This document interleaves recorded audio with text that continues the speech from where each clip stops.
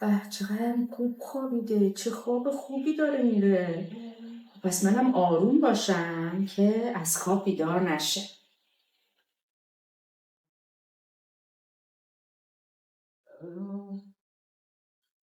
نازنین جون، پا شدی؟ شما دست کشیدین رو سرم؟ بله سلام. سلام. خوابت برده بود من نبودم. خیلی خستم، خیلی. میخوای بازم بخوابی؟ من میتونم آرومتر کار کنم. نه یه موضوع خیلی مهمی باید باهاتون صحبت کنم. باشه. من یه هفته کمتره، مثلا چند روزه دیگه حالا خیلی شبا بد میخوابم نازنین جون، خیلی. بد میخوابی یعنی خوابت نمیبره یا خوابای بد میبینی؟ خیلی همش خوابای بد میبینم، همش نگرانم، همش خواب میبینم مثلا توی مهد تنهام، هیچکی نیست، کسی نیومده دنبال من، دارن درشو قفل میکنن. وای آره خب چقدر خوابای بدی میبینی، پس خیلی نگرانی؟ خیلی حالم بده. یادت فیلم میدیدی؟ اتفاقی برات افتاده؟ تو کارتون چیزی دیدی؟ نه این کمی قبل اینکه این خواب بدا شروع بشه من یه روز تو مهد کودک بودم. بعد مامان بابام خیلی دیر اومدن دنبالم. بعد همه بچه ها دیگه رفته بودن، هیچ بچه دیگه نبود. بعد معلم ها و اینا میخواستن برن، به خاطر من وایساده بودن. بعد هرچی صبر کردم نیومدن، بعد خیلی دیر اومدن. الانم که میگی حالت خیلی بده. آره خیلی. الان چه احساسی داری که اونجایی؟ دلم یه جوریه، قلبم یه جوریه، نفسم یه جوریه. نفست سخت میاد بالا. خب بیا اول یه تمرینی بکنیم با هم دیگه، که تمرین بکنیم بعدش من بیشتر حرفاتو بشنم و ببینم چیکار میتونیم بکنیم. خیلی اتفاق بد و ناراحت کننده ای افتاده برات، حق داری که انقدر حالت بد باشه. ببین میخوام راجع به این موضوع صحبت کنیم. به نظر میاد که تو خیلی حالت بده. خب میخوای آب بخوری اول؟ آره. خب باشه، پس بذار من بگم یه لیوان آب بیارن، یه لیوان آب بخوری. حالا تا آب بیاد خب بیا با هم یه تمرینی رو بکنیم. من به بچه ها خب یا خودم هم همیشه این کارو میکنم. وقتی که خیلی نگرانم و نفسم بالا نمیاد و قلبم یه جوریه، به خودم میگم که خب فکر کن که یه کیک جلوته، یه شمعم روشه خب و یه گلم دار. خب برای اینکه حالم بهتر بشه گلو اینجوری بو میکنم، شمعو فوت میکنم. تو الان یه ذره گلو بو کن، شمعو فوت کن تا من برات آب بیارم. آفرین خیلی خوب انجام میدی. حالا بذار برات برم آب بیارم تا بقیه حرفاتو با هم بشنویم. باشه. خب الان که آب خوردی یه ذره نفس عمیقم کشیدی، حالت بهتر شد؟ آره واقعا نفسم راحت تره. ببین هر وقت که دیدی اینطوری شدی خب همین تمرینی که الان با هم کردیم که گلو میکنی دیگه و شمع رو فوت میکنی، این کار بکن تا بعد بتونی راحت‌تر فکر کنی یا حرف بزنی. خب الان دوست داری برای من امروز رو تعریف کنی؟ من خیلی ناراحت شدم. اگه اذیت نمیشی، اگه ناراحت نمیشی به من بگو که چی شد، بعد مامان بابات کی اومدن و از این به بعدش چه اتفاقی افتاد که انقدر حال تو بد شده. آره میگم. ببین زنگ خورد، زنگ اونجا، بعد همه جمع و جور تو حیاط، بعد همینطوری یکی بچه ها رفتن. بعد مثلا همیشه من مامان بابام مثلا بای نمیسن، وقتی زنگ میخوره هستن دیگه میرم. آره. بعد همینجوری دونه بچه ها کم شدن. بعد من هی نگران بودم احساس اصلا نمیدونم چجوری بگم، تنها بودم دیگه. بعد همینجوری دونه دونه بچه ها رفتن تا اینکه فقط 2 نفر مونده بودن. بعد باز اینجا من یه ذره مثلا اینجوری بودم که حالا میان مثلا اینا هم الان مثلا مامان باباشون نیومدن اینا، بعد مامان بابای اونا اومدن اونا رفتن، بعد فقط من تکا وسط حیات. خیلی بد بود. بعد دیگه مثلا معلم و اینا هم 1-2 تا معلم هم رفتن دیگه، مثلا بقیه بودن یه چند نفر بودن مثلا منتظر تا مثلا مامان بابای من بیان. بعد من احساس کردم خیلی دیگه خیلی صبر کرده بودم، خیلی نگران بودم. میگفتم آخه این چی شد، اینا کجان، مثلا چه اتفاقی افتاده. بعد چه احساسایی رو داشتی اون موقع؟ خیلی نگران بودم. گفتم مثلا چی شده. بعد تنها بودم. آها، پس نگران بودی که چه اتفاقی برای مامان بابا افتاده که نیومدن. آره. احساس تنهایی میکردی دیگه. چی؟ آره. بعد نگران بودم که دیگه کلن من تنها بمونم، نه فقط الان، کلن.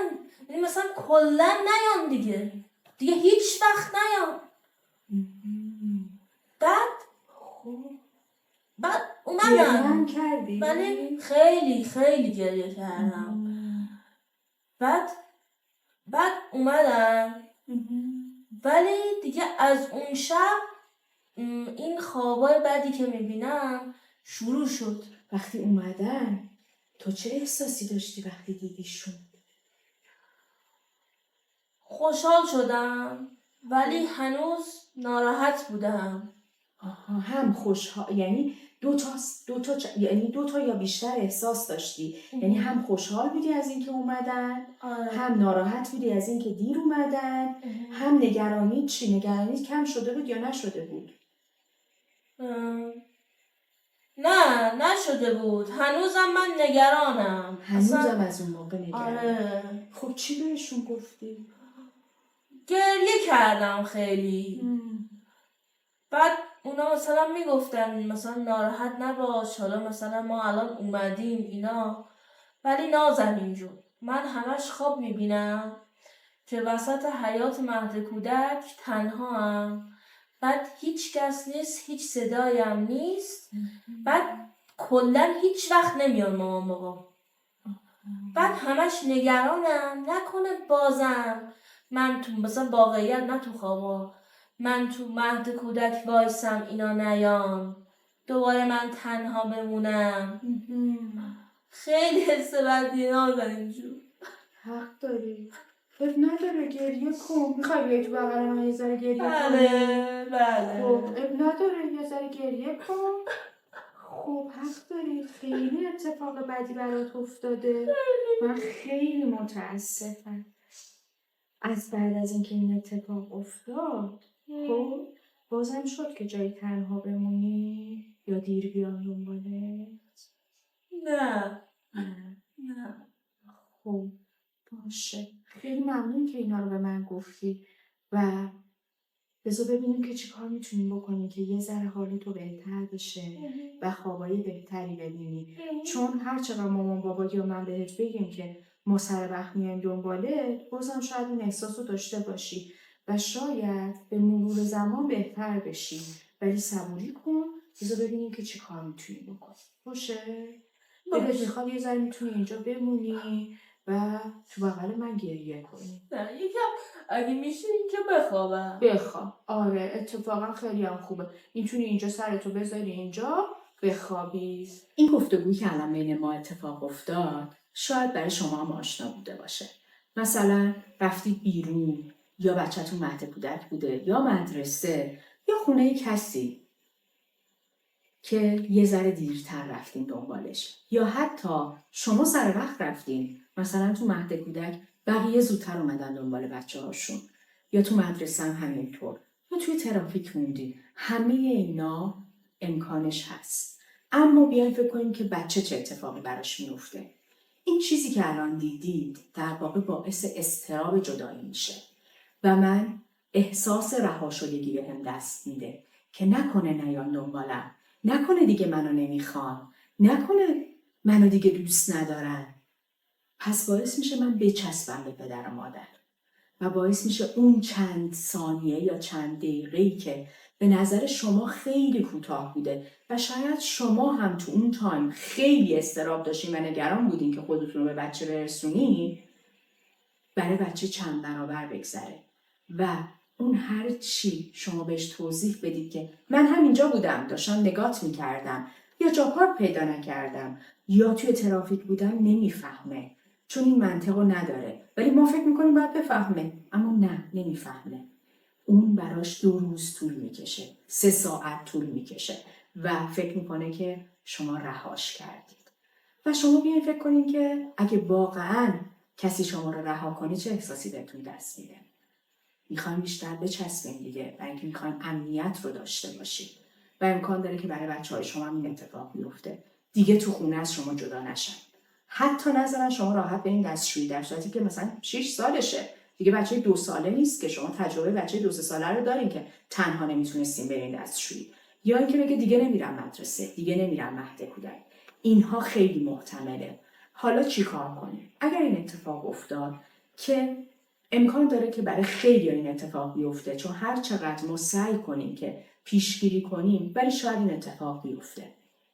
اگر ما به بچه میگیم من ساعت 1 میام دنبالت، توی ذهن خودتون ساعت 1 و 10 دقیقه به 1 بذارید و سعی کنید که هر جور که شده خودتون رو برای 10 دقیقه به 1 برسونید که 1 نشه. یا اینکه اگر توی مرکز خریدی هستید یا مثلا توی سوپر بزرگی هستید، حتما بهش بگید که ببین من با صدای بلند با تو حرف میزنم، من دارم میرم تو اون یکی لاین یا من دارم میرم تو این مغازه. امکان داره که بچه سرش با یه چیزی گرم شه و دیگه شما رو نبینه، در صورتی که شما دارید میبینینش. اینا رو بهش بگید، فکر نکنید اون داره منو میبینه، این تصور شماست و ما بهتر پیشگیری بکنیم، چون پروسه بعدش هم برای شما خیلی دردناکه هم برای بچه خیلی دردناکه. همینجور که دیدید امکان داره شبا بچه ها بد بخوابن، امکان داره اصلا دیگه تو اتاق خوابش نخوابه و دلش بخواد تو اتاق شما بخوابه و دوست داشته باشه به شما بچسبه. بازم هیچ عیبی نداره، ما باید دوباره اون اطمینان خاطر و اون دلبستگی رو براش به وجود بیاریم و بدونه که من رهاش نمی کنم و من تنهاش نمیذارم. اوایلش خیلی به شما میچسبه و اگر شما پسش نزنید، هی نگید من که همیشه میام دنبالت، حالا یه بار این اتفاق افتاد، و اگر شما ناراحت و عصبانی نشین، به مرور زمان آرومتر میشه و در واقع اتفاقی که میفته شاهد علیه شاهد میاره. چجوری میگه؟ خب 1 بار این اتفاق افتاد، 10 بار بعدی سر وقت اومدن دنبالم یا حتی زودتر اومدن دنبالم. اوایلش وقتی تو خونه هم هستید حتما بهش بگید که ببین من دارم میرم تو آشپزخونه، من دارم میرم تو دستشویی. بعد از یه مدتی دیگه اسمشو صدا نکنید، بعد از یه هفته 10 روز مدتی که فکر کردین که بچه‌تون آرومتر شده، کاری که میکنین دیگه اسمشو صدا نمیزنید، فقط بلند انگار که دارین به خونه و در دیوار اعلام میکنید، چون امکان داره بچه نشسته باشه و سرش پایین باشه، داره بازی میکنه، فکر میکنه شما هم نشستین، سرشو میاره بالا و شما رو نمیبینه، انگار اون خاطره دوباره براش تکرار میشه. پس اونجور موقع فقط وقتی که دارید بلند میشین و میخواین که اون محل رو ترک کنید برید یه اتاق دیگه، یه جای دیگه توی خونه، بهش میگید که به اون نمیگین، مثلا میگید من رفتم تو آشپزخونه، من میخوام برم زیر غذا رو روشن کنم، یا من دارم میرم تو اتاق فلان کار انجام بدم، یا حتی نگید چه کاری، فقط بگید که اعلام بکنید که جاتون رو دارین عوض میکنید. همه اینها کمک میکنه که حال بچه‌تون بهتر بشه. اما اگر با همه این اتفاقا بازم بچه شما اضطراب و نگرانی و ترس زیادی رو تجربه کرد، حتما مشاور کودک و نوجوان و روانشناس کودک و نوجوان میتونه به شما کمک کنه و شاید حتی بازی درمانی درمان مناسبی باشه.